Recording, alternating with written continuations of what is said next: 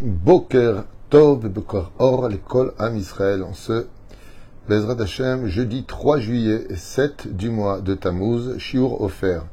Si Dieu veut, pour la Refoua Shlema Achlama Mera ou Briut Etana, de la Refoua Shlema de Meir Ben Yael, Shalom Ben Léa et Elia Bat Louisa. Anna El Narefana Lahem, Anna El Narefana Lahem, Besrout Limud HaTorah Shelanu. Dans le mérite de cette étude, il y a chaque jour, Shlach Lahem Achlama Mera Bezrat Hashem. Et ils disent, et bien sûr, évidemment, la Refoua Shlema de tous les blessés de Am Israël et tous les malades de Am Israël. On pensera très fortement aussi à Rachel Ben Gozi, Batrana, à qui on souhaite Achlama Mera ou Briut Etana Richut Yamim, à cette grande sadika qui est Joël Myriam Batsara, Tweet ou Refoua Shlema Achlama Mera ou Briut Etana Moratim Yagdosha Vatorah Ilana Bat Miriam Bezrat Hashem Jami, Achlama Mera Bekol Chole Cholot Israël Mir Soufan Kol Am Israël. Les noms sont trop longs, on ne va pas nous attarder. Protection chez Kol Chaynu V'Tanu, le retour de tous les otages. Rav Tutu pour l'immense travail réalisé au travers de ces shiurim. C'est gentil. C'est vraiment gentil de savoir qu'on fait un travail qui touche, qui fait avancer. C'est vrai que j'en compte vraiment un peu partout des gens qui m'arrêtent pour me dire merci et en même temps me dire qu'ils sont... Il y a même quelques personnes qui m'ont dit qu'ils ont fait la paix avec Dieu grâce au shiurim. Ils ont eu des réponses à leurs questions, à leurs souffrances et autres. Donc je suis content d'être le chausse-pied des personnes qui peuvent aujourd'hui marcher sur le chemin de la Torah. Toda Rabba à vous. Que Dieu vous bénisse. On commence tout de suite ce shiur magnifique, moi que je kiffe, sur un mot. Vous allez comprendre de quoi je parle, comme l'enseigne Rabbeinu Yona. Dans cette paracha de Chouka, il marquait comme ça. Paradouma, Ichouka, Lelo, Esber, Sichli. La paradouma, cette mitzvah-là, est une mitzvah qui fait partie des choukim, c'est-à-dire des mitzvot immuables mais incompréhensibles pour le cerveau humain. Totalement illogique, impossible à comprendre, impossible à réaliser, même si, d'une certaine façon, on pourrait donner des explications, mais qui seraient comme une espèce d'épluchure autour du fruit, mais pas le fruit lui-même. Un seul homme de l'histoire a été capable, Bezrat Hashem, de comprendre les profondeurs de cette mitzvah qui est une chouka. D'où est née la paradouma? La paradouma est née, la vache rousse, de la faute du veau d'or. C'est-à-dire que, comme le dit le Midrash, la Gemara, Tavo Aem le kaneach et soat bena, que vienne la mère nettoyer les excréments de son fils. Le veau n'est autre que le fils de la vache. La vache donc est la mère. La paradouma vient en réparation du veau d'or. Mais pourtant, quand on voit le fonctionnement de la paradouma a pour but dans son sacrifice de devenir de la cendre pour être aspergée sur l'ensemble des enfants d'Israël par celui qui est pur qui deviendra impur pour rendre pur ceux qui étaient impurs. Et ainsi donc, le but de cette paradouma, c'est de nous rendre purs de tout matmet, c'est-à-dire de l'impureté de la mort. Il y a 7 aviavotatuma, 7 pères des impuretés, dont la plus grave est la mort. L'une des plus graves est la mort, comme la nida d'ailleurs. Bon, c'est encore un autre sujet. Et donc, quel rapport avec la paradouma et le veau d'or? Quand tu me dis que l'un vient réparer l'autre, eh bien parce que s'il n'y avait pas eu la faute du veau d'or, la mort n'aurait plus eu sa force sur terre. Elle aurait été annulée. Ça aurait été la Géoula. Donc, à cause de la faute du veau d'or, le Satan, ou l'ange de la mort, a repris toutes ses fonctions, malgré le don de la Torah. À partir du moment où on a reçu le don de la Torah, les personnes malades ont guéri, les personnes extropiées ont retrouvé leurs membres, les personnes idiotes ont retrouvé de l'intelligence, les personnes stupides ont retrouvé de la sagesse, tout le monde est devenu parfait. Pour recevoir la Torah qui est parfaite, il faut aussi être un kéli parfait. Un ustensile, un réceptacle parfait. La faute du veau d'or a remis malheureusement les comptes à zéro. C'est-à-dire que nous avons maintenant une réparation au niveau de la faute originelle à réparer, d'où la femme qui a fait fauter l'homme. C'est pour cela que la femme juive allumera les lumières de Shabbat au même moment où la faute a lieu au crépuscule de Shabbat, c'est-à-dire au moment où on allume les bougies de Shabbat, c'est plus ou moins le moment où la faute a eu lieu, et donc elle allume les lumières qu'elle a fait éteindre par sa faute. Et nous, on prépare les bougies, parce que le veau d'or était physique. Donc on prépare ce qui est physique dans l'allumage des bougies pour réparer, entre l'homme et la femme, ces deux dimensions de l'homme prépare les bougies, la femme les allume, car l'homme a fait le vaudor et les femmes n'ont pas participé au vaudor, mais elles ont éteint la lumière du monde par la faute originelle en donnant à l'homme de manger du fruit interdit, le melchot. Quand je dis ça, ça veut dire pour comprendre au premier niveau. Et là, on a un problème. Et ce problème-là, c'est un problème de poids, si on fait attention. Rashi intervient et nous dit, à propos de la paradouma, les filles chez Satan ve'umot haolam monim et Israël, lomar ma mitzvah azot ou ma ta'am yeshba, lefichach kataf chuka. Qu'est-ce que veut nous dire Rashi? Si on parle de la paradouma, on aurait dû dire, voici les lois de la paradouma, de la vache rousse. Mais au lieu de lire, voici les lois de la vache rousse, il est marqué, voici les lois de la Torah, et tu me parles de la paradouma. Paradouma n'est qu'une mitzvah, des 613 mitzvahs de la Torah. Alors pourquoi tu me dis Zotrukat ha-Torah? Plein d'explications ont déjà été données là-dessus, que nous avons partagées ensemble. C'est que, en réalité, tout ce qui est logique à tes yeux, fais-le parce que Dieu te le demande et parce que pour toi c'est logique, et tout ce qui n'est pas logique à tes yeux, et que tu ne comprends pas, et que, fais-le aussi. Pourquoi? Zotrukat ha-Torah. Viens dans cette paracha, la Torah nous donnait un clavier d'œil en nous disant, c'est pas parce qu'il y a des choses que tu fais parce que tu comprends et d'autres que tu fais pas en disant je comprends pas pourquoi, je vois pas, c'est pas logique. On lui dit Zot Ruka ta Torah. N'oublie pas que tu as un tout petit cerveau d'enfant et tout comme un enfant ne comprend pas pourquoi sa mère ne veut pas lui donner, vous savez, les billes avec lesquelles il veut jouer. La mère lui dit parce que j'ai peur que tu les avales et que tu t'étrangles avec. Et lui dit mais maman, je suis pas idiot, je veux pas m'étrangler. Et pourtant on a vu tellement d'accidents. Ce qui fait que les enfants des fois ils ne comprennent pas pourquoi ils sont pas écoutés, pas exaucés, ou alors même punis. Pourquoi?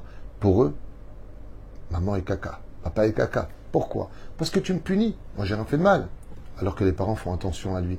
Non, tu sors pas, il y a des voitures. Mais je veux sortir. Oui, mais tu comprends pas encore.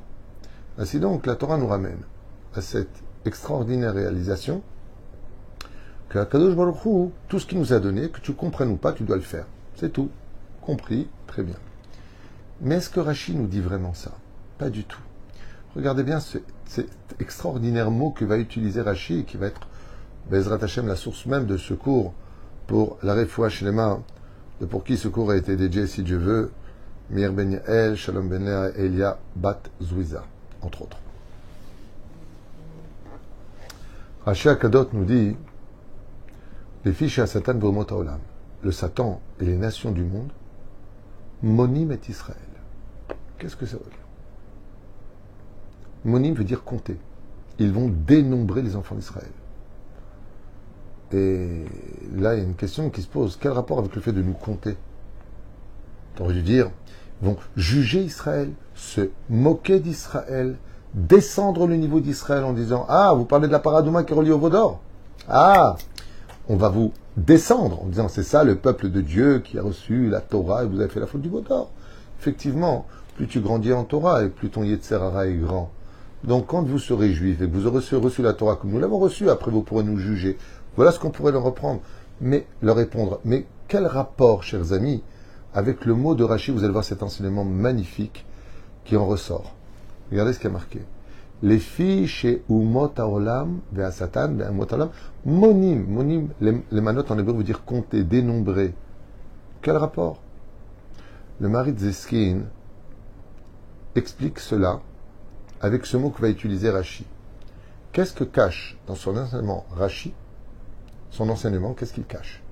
De dire Zot Rukat Torah. Voici une loi qui ne s'analyse pas et qui ne se comprend pas. Laissez tomber. C'est une loi immuable. C'est une loi surnaturelle, au-delà de toute logique. De peur que le Satan en haut et que les nations du monde en bas viennent dénombrer le peuple d'Israël. Il n'y a aucun rapport entre l'un et l'autre. Qu'est-ce que veut dire le mot monim? Dénombrer le peuple d'Israël. Et pour cela, le Marais Zeskin il explique et il dit, donc le rav de l'Aïda Haridite, il se base sur Rabbi Yonatan Aïfshitz, Zecher Tzadik Vekadosh Ibracha, qui a vécu il y a 3 siècles en arrière en Tchécoslovaquie. Et Rabbi Yonatan Aïfshitz était un tzaddik hors du commun, dont l'intelligence était aussi presque virulente que celle du Gaon de Vilna. peut-être plus, peut-être moins, je ne suis pas là pour juger, peu importe. Et il y avait énormément de conflits entre la chrétienté, entre autres, les sectes et le peuple d'Israël, où à chaque fois, les dirigeants, les gouverneurs, ou même les débats qui avaient lieu, étaient basés essentiellement entre les représentants des autres religions face aux Juifs, comme on l'a vu dans le livre des Kuzari, comme on l'a vu à l'époque du Moyen-Âge, comme on l'a vu à toutes les époques en Russie et ailleurs. Et un jour, Rabbi Yonatan Leibovitz arrive devant le gouverneur et un des représentants de la chrétienté se présente. Et il dit, « Je vais vous prouver que votre Torah est fausse et que vous ne la respectez pas, si elle était vraie. » Rabbi Yonatan Leibovitz, qui était en train de regarder son livre, sans faire spécialement attention à lui, soupire. Qu'est-ce qu'il va encore nous sortir comme bêtise celui-là? Et cet homme, représentant donc sa religion, dit, il est marqué chez vous les Juifs, Hare Arov les Atot. Vous devez toujours suivre la majorité. Par exemple, quand vous avez une loi, c'est la majorité dans votre Talmud qui va définir si on fait cette loi ou l'autre. Donc, Yachid verabim alacha kerabim. Entre l'unique et la majorité, c'est-à-dire le peu et le beaucoup, alacha kerabim. La halacha va aller selon la majorité. Rabbi Yonatan Leibovitz, dans sa grande sagesse, le regarde comme ça en disant, nous c'est quoi la suite, où tu veux en venir, alors qu'il avait très bien compris. Et vous savez qu'en 2025, encore aujourd'hui, la population juive mondiale représente 0,2% sur Terre. 9 milliards pratiquement et demi d'individus. On est à peine 13, 14 millions de juifs. Au grand maximum, enlève les réformistes, enlève les libéraux, enlève qui est de mère juive. Et Bichlal qui est juif, si on arrive à 10 millions, c'est un miracle, je vous le dis. Peut-être 11. Allez, je vais aller très très large. Très très large. Nous, 0,2% de la population mondiale. Il y a presque 67 millions d'habitants en France. 66, 67, peu importe. On dénombre 473 000 juifs en France. Regardez le panel, c'est la différence. 473 000, 67 millions en France. Aux États-Unis, on parle de 320 millions d'habitants. Il y a peut-être 4 millions de juifs aux États-Unis. 6 millions 200 000 exactement selon certains chiffres qui figurent sur Internet. Mais enlève les réformistes qui est vraiment juif et le père juif, la mère ne l'est pas. Allez, 4 millions et demi de juifs. 320 millions. C'est impensable. Et cet homme des religions lui dit, vous êtes combien sur Terre? Si peu nombreux. Vous avez été répertoriés. Vous êtes tant en France, tant en Tchécoslovaquie, tant en Pologne, tant dans les pays arabes. Vous n'êtes que quelques millions sur Terre. Mais nous, les chrétiens, on a plus de 2 milliards d'abonnés, d'adhérents, de croyants. Plus que 2 milliards. Les musulmans sont plus d'1,5 milliard, presque 2 milliards. Les bouddhistes, 1,6 milliard. Vous êtes qui? Pourquoi vous ne respectez pas vos propres lois? Lui a dit. Si on est majoritaire, nous, donc, il ne devrait plus y avoir de juifs. Vous devriez vous assimiler et devenir selon la majorité. Ou chrétiens, ou musulmans, ou bouddhistes, ou autre chose, qui vous dépasse. Prenons les évangélistes. Évangélistes. Il y a plus de 850 millions d'évangélistes dans le monde. J'avais regardé ça sur Internet. 850 millions d'évangélistes. 850 millions. Nous, on a à peine 12, 13 millions. Allez, je vous fais plaisir. Donc, il lui a dit à Harab. Le gouverneur a regardé Rabbi Yonatan Leibovitz pour voir comment elle allait répondre. Sur ce, Rabbi Yonatan Leibovitz se lève et lui dit, mon cher ami, quand vous voulez mettre vos yeux dans le Talmud des Juifs, venez comme un élève et non pas comme un enseignant. Nous, cela fait plus de 1700 ans qu'on étudie le Talmud et jusqu'à la fin des temps, on essaiera de bien le comprendre. Et vous, en un seul regard, vous pensez l'avoir compris? Nous, les Juifs, on suit la majorité quand il n'y a pas de doute. Dans un moment où il n'y a pas de doute, c'est la majorité qui décide. Mais quand il y a des doutes, alors le gouverneur lui dit, Rabbi Yonatan Aifshitz, donnez un exemple. Il dit, cher gouverneur, imaginez que vous et moi, nous promenions dans les profondeurs de la nuit, à 2-3 heures du matin, dans vos jardins, et que nous rencontrions une dizaine d'ivrognes qui nous disent, vous avez vu comment le soleil y brille? Est-ce que parce qu'ils sont 10 et nous que 2, nous allons leur donner crédit? Nous allons dire qu'ils sont fous? Il n'y a pas de doute qu'il fait nuit. Nous le vivons. Donc, même si vous vous dites, de façon extrêmement, majoritairement parlant, au niveau des membres, au niveau du nombre de personnes, nous, les Juifs, on n'a pas à vous suivre, ni à s'assimiler, ni à vos modes, parce que, et je vous dis ce qu'il a répondu, je l'ai noté, c'est magnifique. Écoutez bien. Rabbi Yonatan Aifshitz, extraordinaire réponse. Il lui a dit comme ça, je vais te dire pourquoi. Nous étions un peuple entier en Égypte, à nous observer, à parler, à prendre des coups de fouet. Nous avons tous vu de façon évidente les 10 plaies d'Égypte. Nous avons vu de nos propres yeux, pas un, pas deux, qui a bu, qui était drogué, un peuple entier, la mer Rouge qui s'est ouverte. Nous étions tous présents le jour du Matan Torah, le jour du don de la Torah. Nous avons tous eu ce même regard quand on a vu les voix, comme c'est marqué, Vaïr Ueta Kolot. Nous avons entendu le tonnerre et vu les éclairs. Nous avons vu la Shekhina descendre. Pas une personne qui était dans une grotte ou une autre personne dans une maison et qui a dit « Dieu m'a parlé » sans aucun témoignage, sans aucune preuve historique ou trace historique. Shum davar. Que des suppositions. Nous, on peut tout te dire. Il y a eu 42 stations exactement traversées en 40 ans dans le désert. C'était la montagne du Sinaï. Et c'était dans le désert du Sinaï. Voici exactement les lieux. Voici qui était à la tête. Voici et voici et voici. Comprenez bien donc que dans notre cas à nous, nous n'avons absolument aucun doute.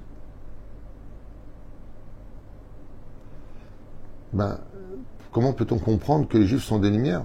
C'est une bonne question. Vous savez, quand on est plusieurs personnes qui marchons dans un tunnel très sombre, il suffit que la première personne tienne une torche pour éclairer le passage des autres.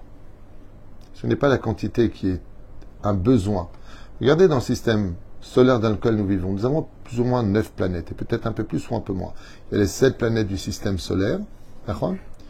Et combien on a d'étoiles pour nous éclairer la Terre? Une seule. Il faut un soleil pour éclairer 9 milliards d'individus. De la même façon, il faut un tout petit peuple d'Israël pour éclairer les nations du monde. C'était pour vous répondre. Ainsi donc, qu'est-ce qu'il a répondu? Il lui a dit, mais nous, quand on se retourne dans notre judaïsme, on n'a pas de doute. La terre d'Israël, on n'a pas choisi parce que, tiens, on veut l'Ouganda ou on veut la Chine, on veut... Si on est ici, c'est pas parce qu'on choisit d'être ici, c'est parce que notre histoire nous dit que c'est là notre place, que Dieu nous l'a donné cette terre. En tant qu'héritage, il faut la mériter par l'action de la Torah et des mitzvot. Sinon, les nations du monde ont le droit de venir nous discuter. C'est marqué dans le paracha de Bechukotai, qui clôture le 11e paracha du livre de, avec plaisir, du livre de Lévitique. Ainsi donc, vous l'avez bien compris, nous, on n'a pas de doute. On n'a pas de doute sur notre origine, sur la mer qui nous a mis au monde, le pays d'Égypte. On n'a pas de doute que c'est Moshe et personne d'autre qui nous a descendu la Torah. On n'a pas de doute sur l'origine des 12 tribus, ou encore moins de notre identité. Imaginez que 12 personnes, alors que vous vous appelez Yosef, vous appellent David. Est-ce que vous allez accepter ce nom-là? Mais arrêtez de m'appeler Yosef. Et on est 3 à te dire que tu t'appelles David. On est 3 à te le dire. Je suis d'accord, mais moi je sais d'où je viens. Je sais qui est ma mère, je sais qui est mon père. J'ai ma carte d'identité. J'ai pas de doute. Vous êtes 3 à dire des âneries. C'était la réponse de Rabbi Yonatan Aifshitz il y a 3 siècles et demi en arrière en Tchécoslovaquie. Mais la reine, Rashi nous dit, Monim et Israël, on est venu vous compter. Pourquoi ils viennent? Rashi, vous rappelez la question du début. Pourquoi Rachid ne dit pas, on ne parle pas de la faute du vaudor de peur qu'ils viennent nous accuser, nous descendre, se moquer de nous? Non. Rachid nous dit parce que le Satan et les nations du monde viennent dénombrer le combien vous êtes en Israël. Vous êtes si peu.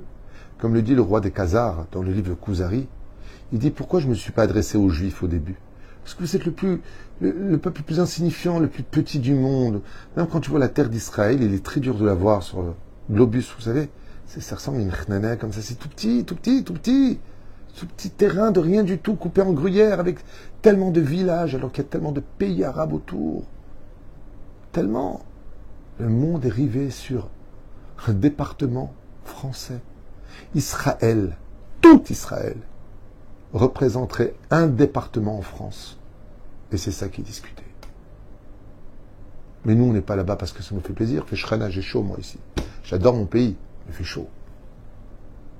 Quand j'ai fait ma Aliyah en 1987, j'espérais que ça se trouvait au pôle Nord, Israël, je ne savais pas où c'était. J'espérais pour le pôle, j'adore le froid. Et pourquoi, vous savez pourquoi je vis ici? Et pas au Canada, par exemple? C'est bien le Canada, je suis allé plusieurs fois, c'est très mignon. Je vis ici parce que mon histoire m'a pas dit que c'était le Canada. Vous savez que les Juifs n'ont jamais essayé de conquérir une autre terre que celle que Dieu nous a donnée. Il n'y a pas d'histoire qui dit que les Juifs ont essayé de conquérir la Tunisie, l'Algérie, le Maroc. Au contraire, on est venu en tant qu'invités, on nous a mis à la porte, comme si on était des malfrats, sans brûler des bus, sans casser des boutiques, sans jeter de pierres sur les voitures ou les brûler par jalousie. Am Israël, il y a une identité. Et donc Rachid nous dit, de peur qu'ils viennent vous dénombrer et vous dire, regardez combien vous êtes minoritaires. Vous, les Juifs, n'avez-vous pas la loi de suivre la majorité?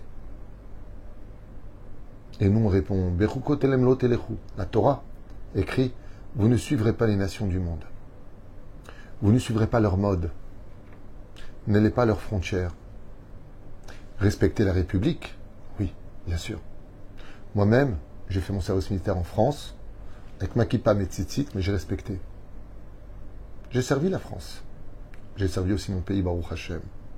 Et je remercie la France pour tout ce qu'elle nous a apporté. Je remercie la France pour Yom Kippour où ils ont fermé des routes, des rues, pour qu'on puisse être en sécurité. Bien sûr.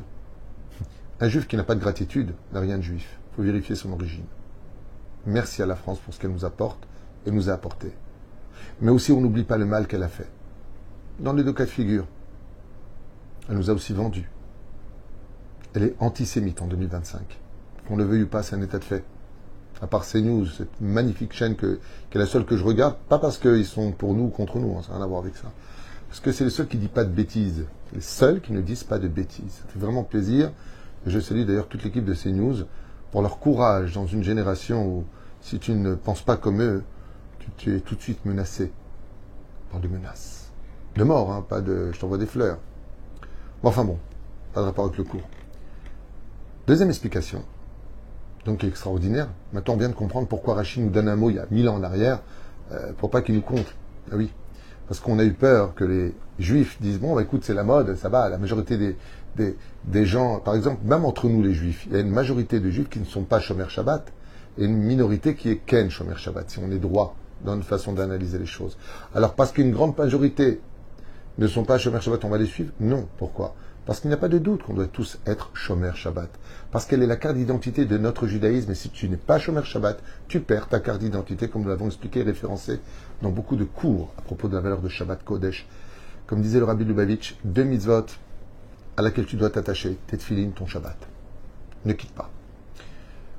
Deuxième explication, les non-juifs, en grande majorité, pratiquent de l'idolâtrie à leur façon à eux. Alors, à l'époque, bien sûr, c'était vraiment de l'idolâtrie. Par exemple, tout culte, tout lieu de prière où il y a des statues est considéré Khat Mashmaït comme étant de l'idolâtrie. Et donc pour eux, la faute du veau d'or, ce n'est pas une faute. Surtout qu'elle était là pour représenter, au niveau de son idéologie quand elle a été mise en pratique à l'époque, pour justement représenter Moïse et non pas Dieu. Comme Moïse avait disparu, ils ont voulu remplacer Moshe Rabbeinu par le veau d'or. Ce qui fait que pour les nations du monde, à la limite, le veau d'or n'aurait pas été une faute. Mais pour nous, oui. Car ils suivent une majorité de mode et ainsi de suite. Donc pour eux, non. Et donc la vache rousse n'a pas lieu d'exister pour eux. Pourquoi? On y met Israël. Il dit, parce que si la vache rousse vient réparer la faute du veau d'or, et que pour les nations du monde, et que pour le Satan, la Vodazara, l'idolâtrie n'est pas une faute pour eux, donc à partir de ce moment-là, pourquoi la vache rousse? Donc ils se moqueraient de la vache rousse. Ainsi donc, mais nous qui avons reçu la Torah nous a apporté une chose incroyable, comme l'explique Rabbi Yehuda Tzadka à la vache Shalom, et bien d'autres commentateurs, c'est que la vérité a été donnée sous nos yeux. Nous avons vu la vérité. Nous avons vu de nos propres yeux combien Dieu a puni 3000 juifs qui sont morts le jour de la faute du veau d'or, tués par nos propres épées. On était là.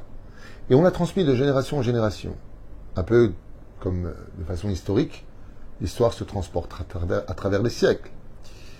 Et ainsi donc, nous pouvons être impurs. Comme ça, nous dit Chachamim, le jour où on a reçu la Torah, nous avons pu devenir impurs. Ce qui veut dire qu'en mettant qu'on est devenu impur, on peut devenir pur. Pour devenir pur, il faut la vache rousse. C'est pour ça qu'un Kohen ne peut pas rentrer dans un cimetière juif. Mais il pourrait rentrer dans un cimetière non juif. Et pourquoi? Il dit parce que les juifs ont reçu la Torah et qu'ils peuvent se rendre purs par la vache rousse. Ce qui fait que le juif, quand il meurt, devient impur. Mais étant donné que les non-juifs, dit Rabbi Yehuda Tzadka, n'ont pas reçu la Torah au Har Sinaï, ce qu'ils sont de leur naissance, ils le seront durant leur mort. Ce qui fait qu'un non-juif, après sa mort, ne rend pas impur. Prenons un exemple plus clair. Chez nous, nous avons une loi qui est extrêmement, extrêmement importante, vitale et au centre de notre famille. La pureté familiale. La femme Nida. La femme Nida est impure. Et du fait qu'elle soit impure, cela annonce qu'elle apporte la vie. C'est-à-dire que pendant qu'elle est impure, elle fabrique une nouvelle ovule qui n'a jamais existé avant elle et n'existera plus jamais après elle. Elle est unique. Et cet ovule pourra avoir le potentiel de tomber enceinte, avec son mari bien sûr, le jour où elle se sera rendue pure, quand elle reviendra du mikvé. Ce qui fait que notre Torah nous amène de l'impureté de la faute du veau d'or à la pureté de la paradouma, de la vache rousse. Chose que les nations du monde n'ont absolument aucun lien. Et c'est pour cela que le Satan et les nations du monde s'intéressent à cette particularité où la vache rousse sera capable de nous rendre purs, alors que pour eux, il n'y a pas de processus dans ce domaine. À un tel point que même après leur mort, ils ne sont pas impurs. Il n'y a aucun problème pour un Kohen de traverser un cimetière de non-juifs. Aucun problème. Mais s'il y a des juifs, il ne peut pas y passer. Jusqu'à la résurrection des morts. Et la vache rousse, la numéro 10, que le Melech HaMashiach nous apportera Be'ezrat Hashem. Voilà. Zot Rukat Torah. Zot Rukat Torah. Tout comme ces lois sont immuables, toute notre Torah doit être d'abord acceptée sans intellect et ensuite ouvrir l'intellect pour mieux la comprendre et donner des réponses, comme nous le faisons au fur et à mesure de nos shiurim Be'ezrat Hashem. Kol Tov, Leitraot, et merci de partager une fois de plus. J'ai parlé du judaïsme, j'ai parlé des nations du monde. S'il y a des non-juifs qui voient ce cours, j'ai rien contre vous, au contraire, j'ai cité des références. J'ai cité notre Torah, c'est des cours qui s'adressent essentiellement à des juifs pour comprendre notre judaïsme et pour leur dire aussi, tout comme vous l'auriez fait dans vos religions, ne vous assimilez pas. Nous les juifs, nous n'avons aucun doute sur notre judaïcité et des fois même quand on l'oublie, Dieu nous enverra toujours quelqu'un pour nous dire « sale juif » et nous rappeler avec une étoile jaune que chaque juif est une lumière.